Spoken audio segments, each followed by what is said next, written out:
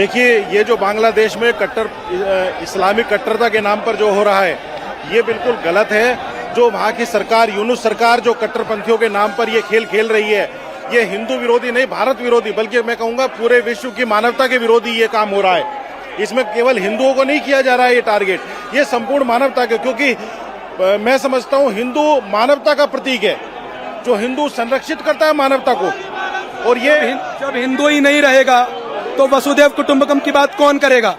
केवल इस्लामिक देश 56 देश हैं। नीतीश कुमार जी ने हिजाब हटाया तो उस पर 56 देशों के छाती डोलने लगी, लेकिन अगर वहीं पे हमारे हिंदू भाई को जला दिया जा रहा है तो इन लोगों के मुंह नहीं पड़ रहे, इन लोगों के मुंह नहीं खोल रहे। हिंदू कब तक सहेगा? 4.5 करोड़ रोहिंग्या मुसलमान इस भारत के अंदर हैं, हमारे संसाधनों का दोहन कर रहे हैं, हमारे भाइयों को वहां मार रहे हैं। अगर यही सब चलता रहा तो 20-25 साल बाद घर के सामने तांडव होगा सर। हमारी बहन बेटियां भी नहीं बचेंगी। आज हमें इकट्ठा होना होगा, सर्व हिंदू समाज को एक साथ होना होगा। तो कह रहे हैं कि भारत और हिंदू धर्म मानवता का प्रतीक है, वसुधैव कुटुंबकम की बात करता है, लेकिन इस्लामिक सोच रखने वाले जिहादियों ने वहां जिस तरीके से दीपू दास की हत्या की, उसके खिलाफ लोगों में रोष है। और कह रहे हैं जिस तरीके से रोहिंग्या मुसलमानों को यहाँ शरण दी गई है, उसके खिलाफ भी लोगों में लगातार गुस्सा बढ़ता जा रहा है। और यहाँ रह रहकर लोगों का गुस्सा इस तरीके से निकल रहा है। लोग लगातार यहाँ कतार बनाकर खड़े हैं, अपनी बातों को रख रहे हैं और पीछे हटने के लिए तैयार नहीं है। ये लगातार अपनी बात, आवाज बुलंद कर रहे हैं और कह रहे हैं कि जब यहाँ किसी का अगर एक बुर्के को हटाया गया तो 56 देशों से प्रतिक्रिया आई, लेकिन एक हिंदू जान चली गई, बाकी किसी ने कोई कुछ नहीं कहा। इस तरह के भेदभाव को भी यहाँ उजागर किया जा रहा है, बताया जा रहा है, हाईलाइट किया जा रहा है।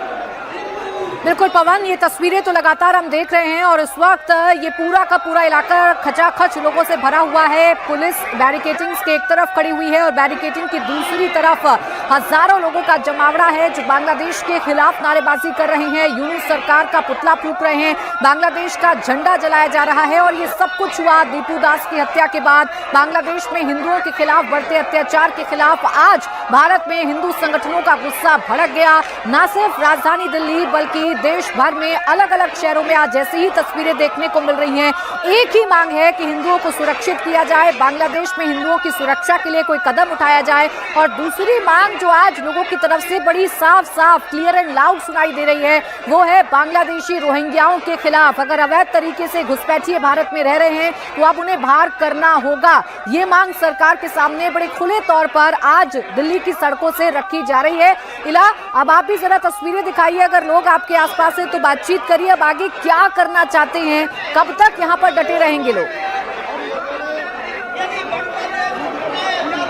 जी बिल्कुल प्राची, मैं आपको तस्वीरें दिखा देती हूँ कि यहाँ पर लोग पहुंचे हुए हैं, लिखा हुआ है सोया हिंदू जाग उठा है, अब ना कोई मौन रहेगा। यानी कि अब जुल्म के खिलाफ कोई भी चुप नहीं रहेगा। लगातार मांग की जा रही है कि दीपू को इंसाफ दिया जाए और वहाँ जिस तरह से हिंसा हो रही है, अत्याचार हो रही है, उसके खिलाफ लगातार यहाँ आवाज बुलंद है। क्या कहेंगे आगे? आपको जाने नहीं दिया जा रहा है, अब यहीं प्रदर्शन करना है या बांग्लादेश हाई कमीशन तक आगे जाएंगे अपनी आवाज पहुंचाने? बहन जी, ये तो प्रदर्शन सिर्फ एक सांकेतिक है, एक ट्रेलर है।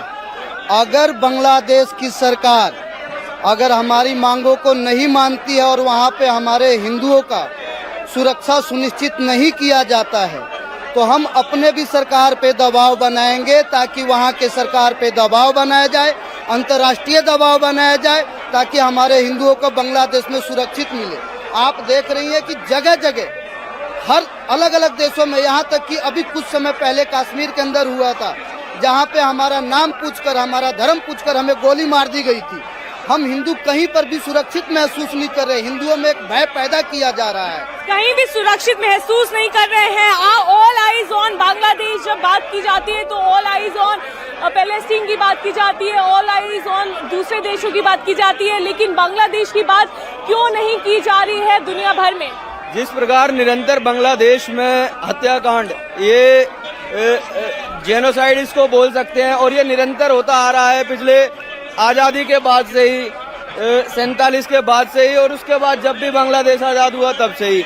ये एक छोटा सा मामला जो हाईलाइट हो गया, जो सोशल मीडिया के माध्यम से, क्योंकि पत्रकारों को वहां पर मार दिया जाता है, वहाँ पर आवाज उठाने वालों को मार दिया जाता है। महिलाओं के साथ बलात्कार निरंतर चल रहे हैं और पहले भी होते रहे हैं। ये कोई नया ताजा मामला नहीं है, ना कोई हिंदुओं पे हो रहे अत्याचार कोई नई बात नहीं है और इसी वजह से आक्रोश इतना बढ़ा हुआ है। यहाँ पर जो लोग हैं वो एकजुट है, जो पूरा संघ है वो एकजुट है और यहाँ पर अपनी आवाज उठा रहा है। यहाँ पर पहुंचे हुए हैं, चाहे वो युवा हो, चाहे वो बुजुर्ग हो, चाहे वो दिव्यांगजन हो या फिर महिलाएं हो, सभी यहाँ पर एकजुट होकर के अपनी आवाज उठा रहे हैं। लगातार देखिए आप, नारेबाजी का जो सिलसिला है वो चल रहा है। जय श्री राम के नारे बुलंद आवाज में लगाए जा रहे हैं। आगे जो है बैरिकेड्स के पास खड़े होकर के यहाँ पर जरूर यहाँ पर नारेबाजी की जा रही है और बांग्लादेश सरकार के खिलाफ लगातार यहाँ नारे लगाए जा रहे हैं। यहाँ पर देखिए लगातार यहाँ पर प्रशासन से भी बातचीत की जा रही है। हालांकि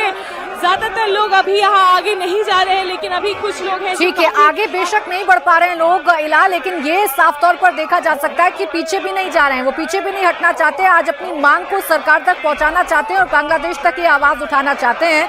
पवन, आपके पास क्या तस्वीरें? बिल्कुल प्राची, आपने सही कहा, ये वो वाला प्रदर्शन नहीं है आए पुतला जलाया और चले गए। यहाँ सभी जो लोग आए हैं वो रुके हुए हैं, अपनी बात मुखरता से रख रहे हैं। सर क्या कहेंगे, प्रदर्शन लगभग 1 घंटे से जारी है, पुतला जला दिया, झंडा जला दिया, लेकिन अब भी प्रदर्शनकारी टिके हुए। देखिए, पुतला जलाने से, झंडा जलाते जलाते हमारा एज ऑफ 50 अप हो गया। ये कोई हमारा समाधान नहीं है।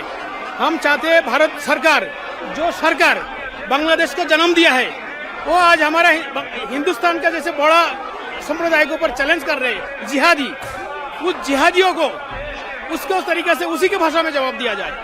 और आपका जो इंडिया टीवी चैनल है, जो हम जिस पार्टी से बिलोंग करते हैं, आपको जो सपोर्ट मिलता है, हम बहुत सपोर्ट करते हैं आपको। अरे सर, हाँ। सर मैं आपसे जानना चाहता हूँ, क्या यहाँ पर उठाई गई आवाज से बांग्लादेश पर दबाव बनाया जा सकता है? ये 100% दबाव बनाएंगे। आज हमारा सैनिक, ये हमारा दादा है और बहुत दादा है बंगाली समाज से, सर्वभारत हिंदू बंगाली संगठन से, विश्व हिंदू परिषद बजरंग दल। आज बांग्लादेश एम्बासी गिराव देने आया दिल्ली में, इसलिए वो पे दीपू दास को जिंदा चला। आपने जो प्रश्न किया मीडिया भाई को बहुत बहुत धन्यवाद। इम्पोर्टेंट प्रश्न रखा आपने, जे ये आवाज हम बांग्लादेश तक पूछ दिया और ये बांग्लादेश सरकार, इन सरकार पदक्षेप नहीं लिया, हम बहुत बड़ा आंदोलन करेंगे। इन सरकार को हम दिखा देंगे हम क्या कर सकते हैं, सुना तो नहीं रहा। और ये हमारा 100% गारंटी है, ये एक्शन होगा और ये सॉल्यूशन निकालेगा और उनको अरेस्ट करके जिसने मारा उनको फांसी की सजा सुनाएगा। देखिए, ये भारत का लोकतांत्रिक मूल्यों के प्रति आस्था है। आज भी जब दीपू दास के हत्यारों की बात की जा रही है तो उन्हें जिंदा जलाने की मांग नहीं है, उनकी मांग की जा रही है कि उन्हें गिरफ्तार किया जाए और कानूनन फांसी दी जाए।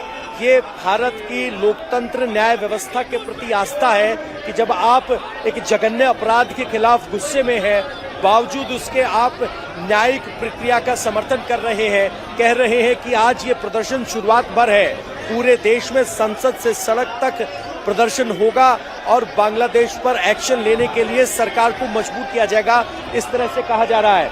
अगर देखेंगे आप, बहुत से संत त्रिशूल लेकर आए हैं। महाराज, संत समाज आज फिर आगे आया है, क्या आगे बढ़ेंगे तो कैसे बढ़ेंगे, कैसे दबाव बनाएंगे?